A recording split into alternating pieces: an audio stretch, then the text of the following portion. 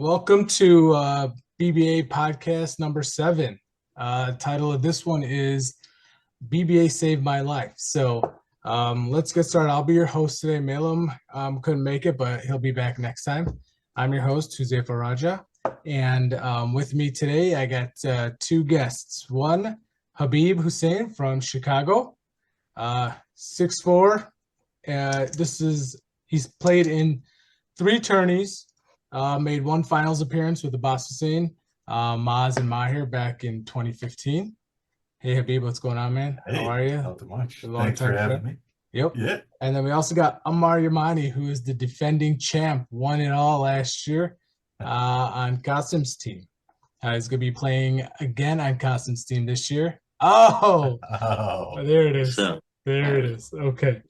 We know. He's played in 6 tourneys. This is going to be your 6th or your 7th? 7th, I think. Yeah. It's going to be your 7th. Crazy. And he's also an anesthesiologist. So, but yeah, I mean, it's kind of an awesome time to be playing sports right now. Tuft Frisbee just finished last weekend. The Danish brothers, Quack Attack, won that one. BSC volleyball is going on this weekend in Houston. We got MFL and tennis registrations going right now also. So it's a good time. Plus we got this BBA podcast. So one thing I did notice about Tuft last week was they had this app that I thought was really cool that kind of tied into the Bohra sports thing. And I thought it was awesome. I think the developer, his name was Aliasgar Mullamitawala. So good job with that. Hopefully we can expand that going forward. But Habib, Ammar, any other sports you'd like to see, like BBA tournament style? Anything you guys could think of? I know there's a golf one kind of percolating, but any other ones? And that golf one's been interesting for me. Go ahead. That golf one, yeah. That's a great one. I think they're in our group chat, they're talking a lot about like who is the most athletic and, fittest person. So, some sort of like Olympic style lifting or something along those lines where it's more, suited for us who are less skilled. Ammar, you can do a Bohra Spartan race, man. That's right. Hey, we start tracking those times. Yeah, that would be a whole new level. Yeah, I'm a little bit less athletic with those. I think would be cool be like a Bohra bowling. That's what I was sweet, say, like you won't get hurt. It's super competitive. Everyone could chill. You get all those. I'll be in the bumper category on that one. I played for the first time in a long time last week, and my buddy Shabra Musabai rolled a 190. Oh wow! So we got some players out there. So maybe that's something. I was thinking like a 9-ball tournament too. Oh yeah. On sure, people's got some skills in that too. There you go. So, one more piece of housekeeping here. It's if you get a chance, like and subscribe this post. But we'll get into it right now. So the last few episodes, we've been kind of analyzing the tournament and kind of reminiscing about some old tourneys. But, I think we're all connected, by our faith and connected by our Mawla Mufaddal Saifuddin. And what brings us together in this context is basketball, right? But what kind of bonds us is like these stories and these shared experiences. And so, today's story I wanted to talk about was back in 2018, that 2018 tournament. All right. So I'll kind of set the scene a little bit here, and then I'll let Habib and Ammar kind of take over. So this is back in 2018. Habib is coming off a finals appearance the year before. He gets drafted onto Zainul Hasanali's team. He's got Mahir, Dosaji, Noman, Moise Vora, Mohsen Dawoodwala on his team. And at this point, they had played 2 games, right? And both those games were ties. And so they're in between the second and the third game. All right. Ammar, if I'm not mistaken, this was your first tournament Yeah, right? yeah, So yeah. like That was the very first one. Yeah. you're fresh. You've never seen how it kind of goes down, and this is your first tournament. Where were you in your studies? Were you done with your fellowship? And Yeah, yeah. I was a first year attending, or no, third year attending. It was 2018 because I had just moved to Houston like the okay, year before, and so yeah, it was. I was practicing already at that point. okay. And if I got this right, back in 2018, you were 34. 34. 34 Yeah. years old. Okay. All right. Yeah. So as everyone knows, Habib is a big guy. He's 6'4", and he was 34. So 2 games done. We're in between the second and third game. Habib, I'll kind of let you take over from there. Yeah, I'm gonna add a little bit of more context for you there. Like Yeah. I've been training for that tournament since probably January of that year, right? Like every single weekend I was up at like Yeah. 6 a.m. We were playing ball, and it was all about the BBA tournament that year and actually winning it, right? So we were heavily practicing hard, and that morning I woke up in a little bit of a fog, didn't have the best night's sleep. For I had oh my God, a 2-year-old at the time, right? And she definitely was keeping me up the night before. So woke up and came in and told the guys, I was like, yeah, I'm a little bit tired this morning, but I'll be okay. And we started off strong, right? We tied the first game as well, as you mentioned, and the second game, all I gotta say is that I held the MVP of that year to like 4 points that game, right? So Arastu, man, Oh, yeah, yeah. So nice. I definitely held him to his lowest points I think of that tournament during that game. But after that game, we went hard. It was a hard fought game, and it went down to the wire. So we were giving it our all. After that, I just felt a little bit, winded and just, overall, felt like throwing up a little bit there, right? So I went and I was supposed to keep score at the next game, and I had to excuse myself and I went to the bathroom, right? And from there, I was like, man, this feeling of just throwing up is not going away. So went to the bathroom, splashed some water on my face, and then as I was doing that, I started feeling myself kind of just fading a little bit, right? And getting a little bit darker. And I was like, oh man, I'm the only one in this bathroom. I was like, I really need to get out of here. So I yanked the door open, and luckily, as I was falling to the ground, I saw somebody and I said, hey, go get some help, The right? And Mudassir? Is that Mudassir? no, it wasn't No. Mudassir. It was I don't remember, but it was somebody who was just sitting out in the hallway. Shoot, I forget Yeah, her because name. I know we've talked about this before, Habib, and so like I think Mudassir had told me that like, he saw you in the bathroom washing your hands, and he was like, "Oh man, Yeah, I don't look lost." good. Yeah, yeah, Yeah. But he came out, and then so as I fell to the ground, from there I blacked out, right? So I don't remember much after that, but I've heard stories now there, and people saying, hey, somebody's collapsed, and luckily I'm at a tournament where I'm playing with a bunch of doctors and a bunch of Boras, right, who yeah. are all willing to jump in and help me out. And I can't even begin to thank everyone who did, right? It's if I wasn't in that spot at that time, I don't know what would have happened, So right? that And was your last memory, yeah, just that's my passing out, coming out of the bathroom after the game. correct. Yeah, and it was just, hey, fell to the ground, and I don't know what happened afterwards, right? And I remember after I woke up, I remember seeing my wife there and my daughter there, and I was like, I think I had a heart attack, and then passed back out again. So it was a very interesting type of feeling. I don't remember a lot of it, but at the same time, it was I thank Allah every day, right? To be like, Yeah, hey, I was in that right spot at the right time. totally, totally. So Yeah. Ammar, let's let you take over here since that was where Habib kind of Habib collapses outside the bathroom, and then what happens, man? Yeah, it was definitely one of those like events where, so I'm an anesthesiologist and I hear this all the time. Like, oh, he's an anesthesiologist. Like, go to a real doctor, right? We hear this all the time.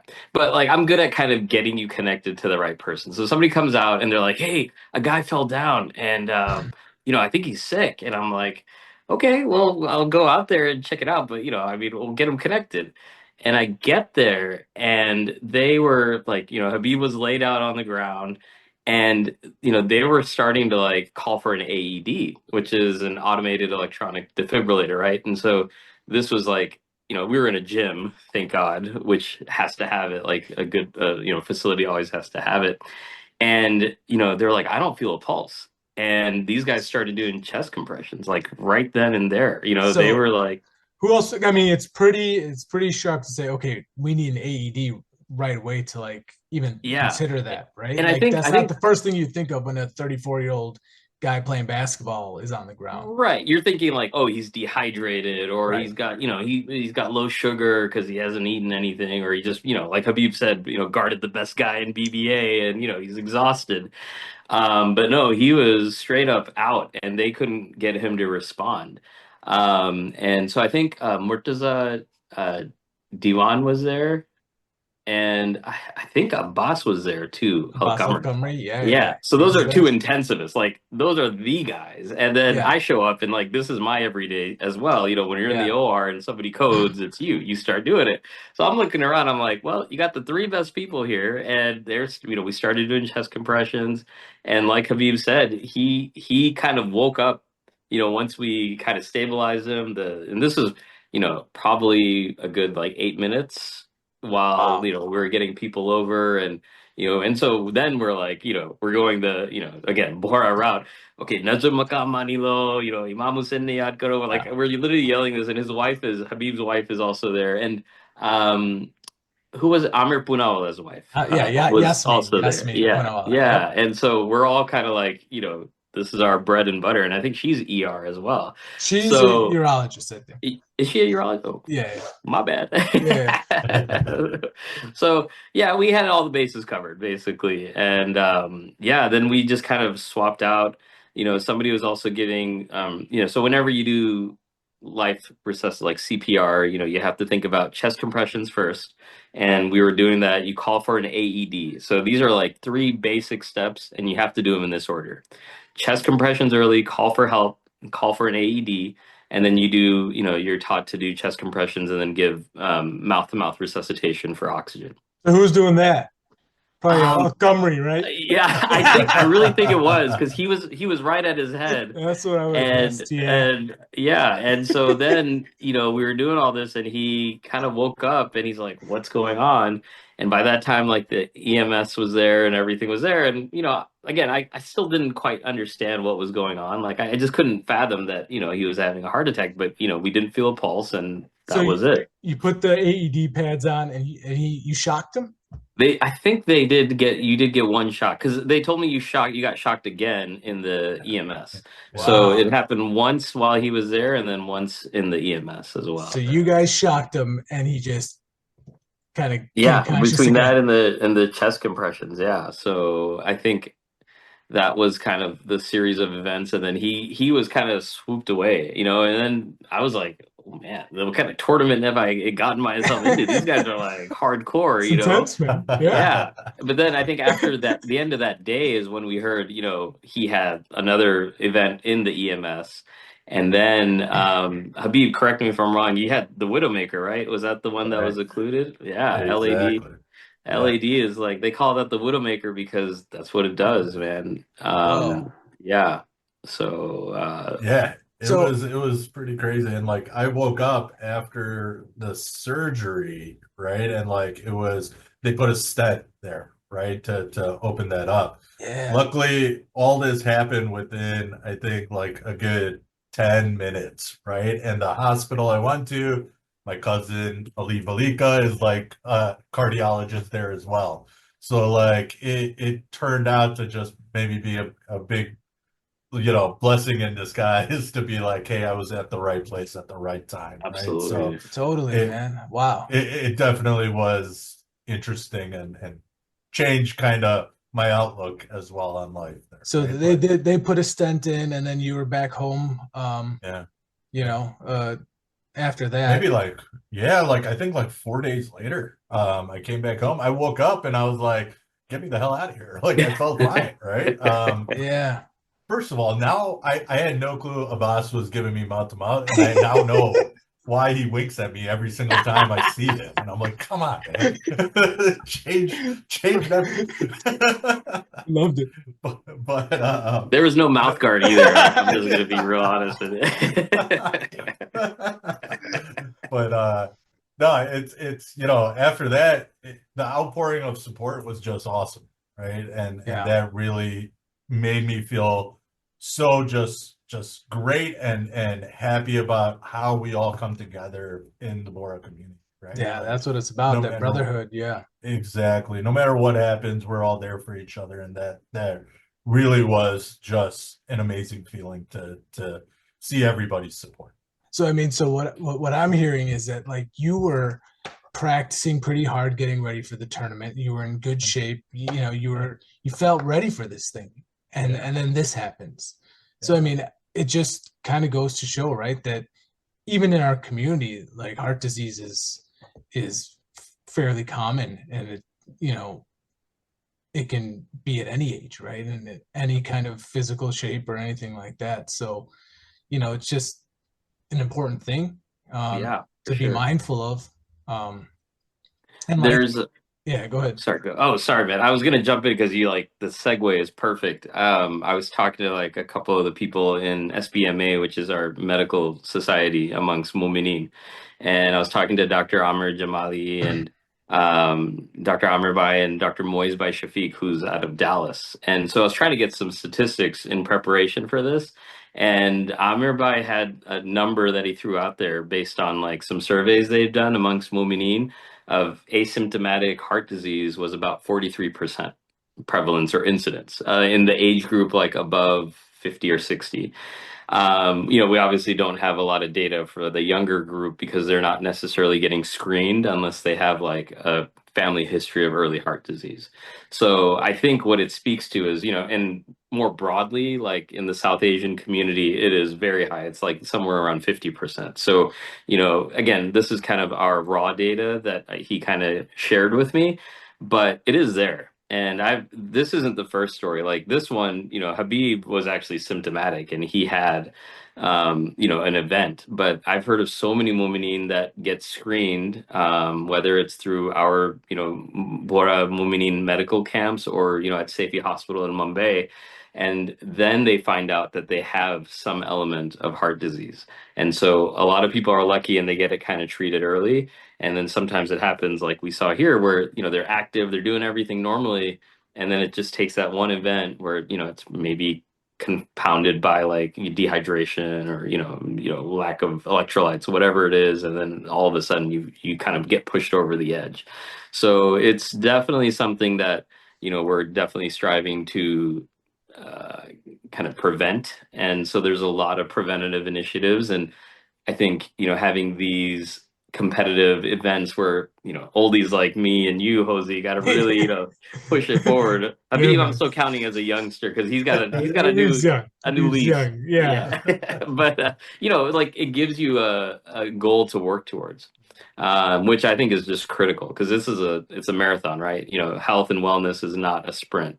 And so that's, I think, the beauty of, having all these sports clubs and tournaments and events that really, A, brings us together, gives us opportunities to have discussions like this, and then keeps you grounded and focused on a goal.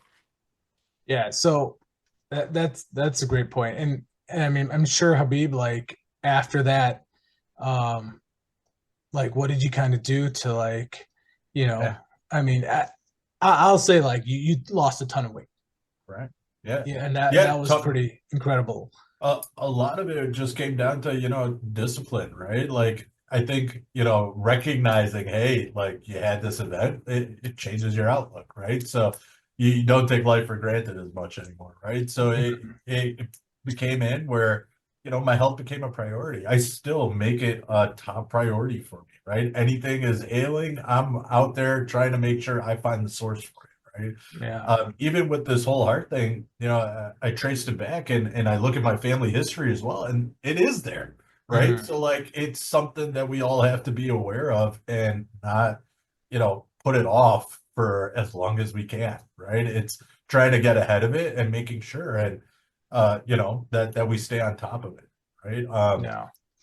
Exercise was a big one, but eating right, man, that diet was huge, right? My red meat consumption came down a ton, right? Salt became a lot less frequent, right? And those sort of just smaller actions, yeah, they suck at first, but eventually you get used to it and you recognize the changes and you recognize how your body feels and reacts to some of this stuff, and you feel so much better afterwards. Yeah.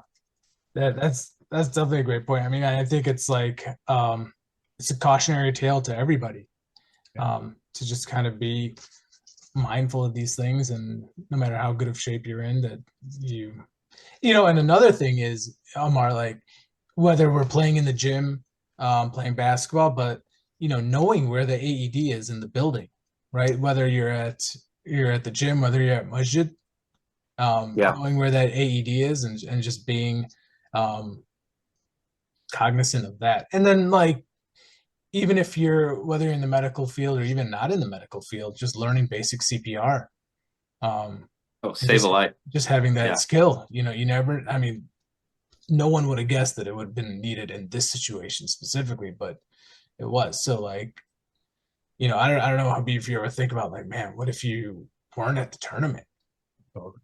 I mean, exactly, right? Like I think about that a lot, right? And every year on October 6th, right? Like that's my time to celebrate, right? And like Yeah. a new outlook on life, right? Like it's like, hey, what is this next year I'm gonna do that I was putting off for however long, right? Because it's it makes you take a step back and just think about those sort of things. But speaking to what you were saying, like now I walk into these type of places and I'm like, where is the Where is it? AED, Yeah. right? Yeah. Like, Yeah.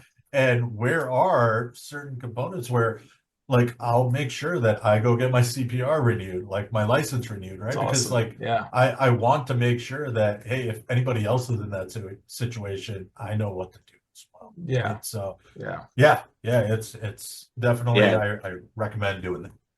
And I think even like the Jamaat organized sports events have now really honed in on that with, again, input from the medical specialists and the other physicians who kind of help.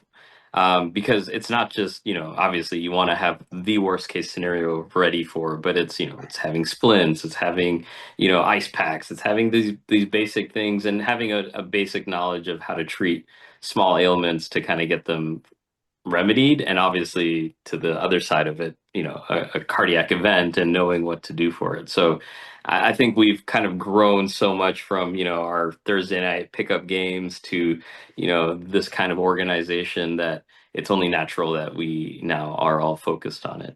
And I think you're talking about just so many different medical specialties, but now we have like, and even then I remember at that tournament actually Ali Arastu was either in med school or applying to med Yeah. school, and I saw him like just standing there like looking, and he was just awestruck. Like there was a couple of guys who were like in residency, and there's people who are just getting into college and thinking about like what they want to do.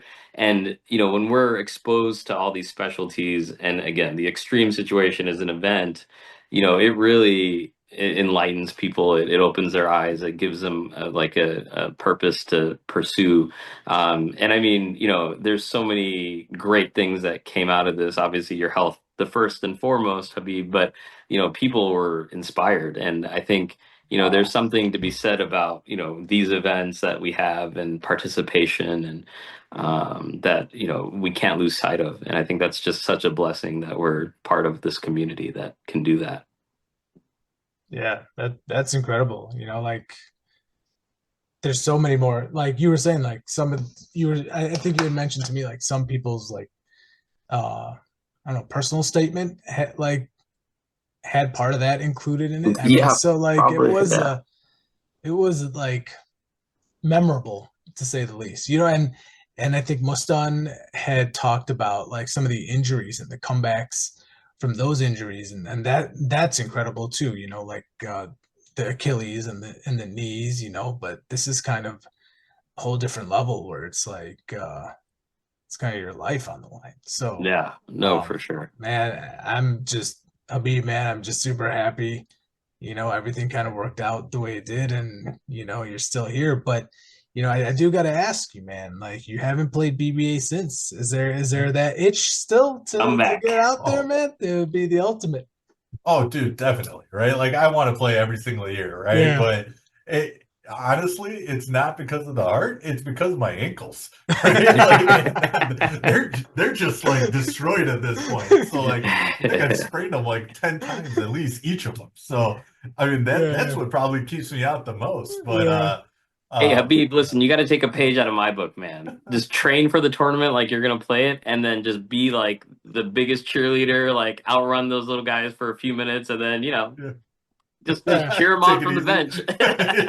You could definitely push these guys around for 2-3 minutes, man. No Oh yeah. problem. Oh yeah. That's right. Dude, We I'd need love to come enforcers back. too. Oh man. Maybe next year. Maybe next All year. I don't know right. about Yeah. this I year, think but we're looking forward to we'll see. seeing you back then, man. Yeah, it'd be Uh, fun, man. I'd love to yeah. get back out there. Yeah. But anything else, you guys? I really thank you guys for even Yeah. just taking out your time and kind of going through this thing. This is kind of um, I'm sure at times it's probably difficult to talk about. Um, Yeah, I mean, I just want to add one more thing. Like, we've been talking about it, but like, make sure you get checked, right? Like that physical every single year, and like, just those small things are gonna keep you in the know how of how your body works, right? And for me now, it's not even a thought. Like it's just a habit now where I'm going to make sure that I have this set up and I know my blood and how it's working and how my body is working from my diet to everything, right? Like that is going to put you on the right path for a long and successful and healthy life. And that's what I can just say is don't take your health for granted, even when you're in your 20s where you feel invincible. That's the yeah. time to start, right? And that's the time to really get to know how your body operates. And I agree with you, Habib, man. I think our community has just like grown so much in these realms, and like Jose said at the beginning, like Maulana Mufaddal Saifuddin has just had Akka, has had such an influence on making sure we're thinking about all these things. And I think issue that people have is like access, right? And who do I talk to? Who do I go to? And just reach out to your local, SBMA branch, reach out to your local Jamaat physicians, because I mean, this is our whole job. This is our whole life, right? And if we can't help you, we can guide you. And I think that's how I look at it. We're all like subspecialists. We all do things, but we have such a big network.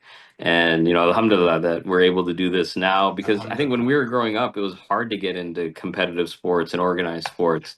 And now, like as an adult, I feel so blessed. Like I can go play a tournament. When I'm telling my friends about it, they're like, "You went to your kids' tournament?" I'm like, "No, I played in one." And I want it. And I want Yeah, but you can only do it if, like you said, Habib, you're taking care of yourself. You're working towards it. You're preparing for it, and that's I'll give a shout out to my team captain this year. Qasim's like whole MO is, I don't care what you do, you got to do something, and you got to work on your diet. You have 3 months, and that's like a quarter of the year. Like that could cause a lot of big changes in your overall health. So I mean, that's how I approach it. Is like once a quarter, I have an event that I'm preparing for, and I try to eat right, do right, and by the time you know it, you're doing it all year round. And what a blessing that you guys like Yeah. Hosey and you guys started these things, and man, like look how it's grown. It's pretty incredible what the next generation is accomplishing because of the foundation you guys laid down. So kudos to you, man. Yeah, it's been a fun ride, man. Just to see how it's grown, it's incredible. So, I also have like I don't know if you have any other stories about like BBA things, but there was tournaments and Noman Dosaji was on our team, and he dislocates his shoulder, and he like comes up to me afterwards after the game. He's like, "Hey, man, Roger, you're a pharmacist, man. Can you help me out?" And I reached into my bag and I had 2 ibuprofen and I gave it to him. So not all heroes wear capes, man. You got that pharmacy bag, man. Come on, Jose. I love it, dude.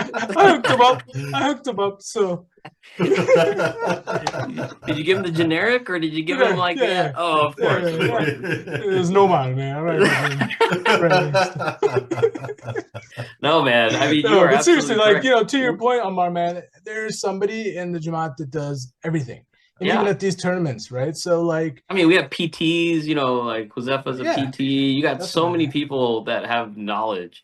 And like I said, we can connect you. So, that'd be my message to this younger generation is, you like Habib said, you might feel invincible. You're like, I feel good, but talk to us, talk to any of us. And if you have a concern, like, we can at least get you in the right direction. And not even just like if you have an issue, like, oh, like I need some PT or I need something like that. But like if you're just interested in that field, right? Like just network with these guys at the tournament, find out what they do if you're interested, and kind of use that as well. I mean, this tournament serves so many purposes, has so many benefits. So take advantage of it. Take advantage of all the guys that are out there. Yeah, definitely. I mean, it's like another thing. Like my sister-in-law found her future husband at one too, right? So there you go. Like, there you go. Man. It's not just tournament does everything. It checks a lot of boxes. It does everything. Yeah, for sure. Yeah, another reason to show up in shape. Exactly. Yeah. Oh, and now I think with the G League too. I mean, you look at some of these guys. I mean, like Mukarram Bhai Burhani, for example, has been coming for a long time. But like, marathon runner, he's got like kids in college. So awesome. What an inspiration, right? Unreal. When you see guys like that. Yeah. And you see like, you're playing with like 18-year-olds, 16-year-olds. Like, how cool is that? That you're like, you're a family man and you can do all these things. You play with your kids. A lot of these guys are not playing with their kids. That's like, what a dream. So that's pretty awesome. It's pretty cool, man. All right. Well, once again, I want to thank you guys for joining. It was awesome. Just to kind of go back and relive this moment. I think even the people that were at the tournament, they probably don't even know, your side of the story or how it went down. I mean, I think probably even at, like, for example, after the game was, after the ambulance had come, it was, we played you guys next, right? So we were scheduled to play you guys next. And I remember talking to Tahir and we were just going back and forth, like, I don't even think it's like we should even do this, right? Like, we don't even know what's going on with Habib. And so, like, there's just so much back and forth, and we weren't really sure what to do. And, we ended up playing you guys and your team played awesome, but, we still beat them, but we would have won 5. There he is. That was the setup, man. That was the setup. Man, I thought you were gonna cry there. Yeah, man. But no, it was like, and we beat them. Yeah, you guys were totally inspired, and we, still lost, but it's all good. That's awesome. No, but thanks again, Ammar, man, and Habib. It was awesome. This is really fun with you guys, and to all the BBA guys, do that whole like and subscribe thing, and we'll see you guys soon. All right. Thanks, Ozzy. Thanks, Habib. All right, take care, guys. Take care.